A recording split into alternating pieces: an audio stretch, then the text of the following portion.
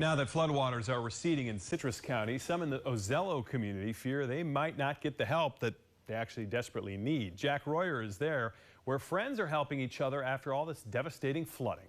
Here in Ozello, the water levels reached 4 feet. That may not seem like a lot on this post next to the water, but here at Ozello's Marina, it is a big deal. They are now ripping out walls and trying to get back to normal with a little help from their friends.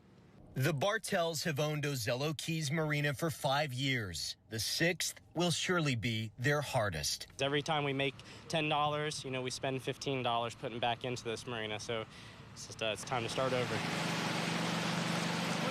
Instead of running their usual fishing trips and airboat tours, they're preparing to tear out the walls after 4 feet of flooding. There's no reason to dwell on this type of stuff. It's just you got to get to work.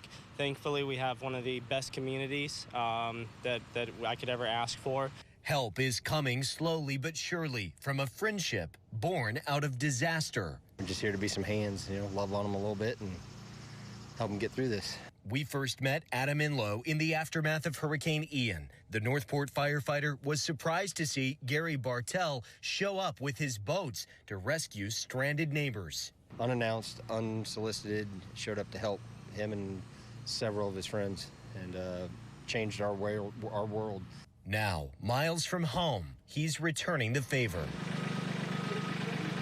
To help the family running a staple of Ozello get back on their feet. We are worried we're not going to get the support.